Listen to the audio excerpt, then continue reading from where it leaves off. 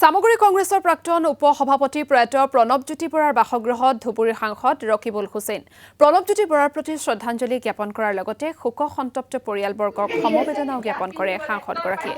প্ৰথম অৱস্থাত প্ৰণৱজ্যোতিৰ মৃত্যু হত্যাকাণ্ড বুলি সন্দেহ কৰা হৈছিল যদিও মৰণোত্তৰ পৰীক্ষাৰ প্ৰতিবেদনত হৃদযন্ত্ৰ বিকল হোৱাৰ ফলতে মৃত্যু হোৱা বুলি সদৰি কৰিছে নগাঁৱৰ আৰক্ষী অধীক্ষকে।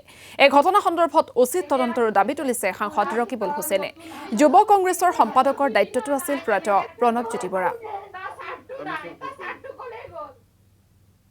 প্ৰণৱজ্যোতি বৰা মোৰ পৰিয়ালৰ এটা সদস্যৰ দৰে আছিল। সেইকাৰণে মাকে যিদৰে দিনাইছে এই সময়খিনিত মই কথা ক'ব পৰা অৱস্থাত নাই। এই সৰুতে এনেদৰে হেৰাই যাব বুলি মই ভবা নাছিলো।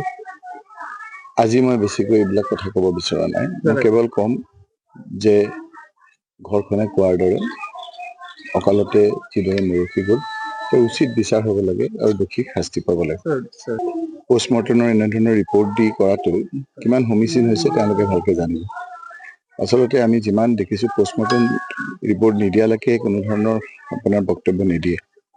গতিকে ঘৰখনে কৈছে যে অকালতে এনেকৈ ল'ৰাটো গুচি গৈছে, যাৰ গৈছে সিহে বুজি পাইছে। মই আজিৰ তাৰিখত এইখিনি ক'ব খোজা নাই। গোটেই কাকতে পত্ৰই আপোনালোকেও কৈছে যে এইটো এটা ৰহস্যজনক মৃত্যু। ল'ৰাটো আহিছে, বিয়া খাবলৈ যোৱা ল'ৰাটো এনেকৈ হাৰ্ট এটেক হৈছে, সেই কথাটো চবেই মানি ল'ব খোজা নাই। আজি মই অধিক কথা নকৈ, অতি মৰ্মান্তিক এটা ঘটনা, অতি মৰ্মান্তিক। যাৰ গৈছে সি বুজি পায়। কি ধুনীয়া ল'ৰা, সুস্থ সবল ল'ৰা, বিয়া খাবলৈ ওলাই আহিছে, তাৰপিছতে চাৰ্টটো নাই। সেই কথা বতৰাবিলাক সন্দেহ নহয় জানো? কথাটো সেইবিলাকতে আহিছে। আৰু যিটো ঘৰত আছে তেওঁলোকে কোৱা মতে সেই ঘৰখনত কোনোদিন আপোনাৰ দৰ্জাখন নামাৰে, সেইদিনা মাৰাৰ ভিতৰত আছে। তেওঁলোকে কোৱা লোকে, মইতো ইয়াত নাথাকোঁ। গতিকে কথা বতৰাবিলাক তদন্ত হৈ আপোনাৰ কথাবিলাক ক'ব লাগে। আৰু নহ'লে আজি নহ'লেও কালি সঁচাটোতো ওলাব, কোনো ঢাকি ৰাখিব নোৱাৰে।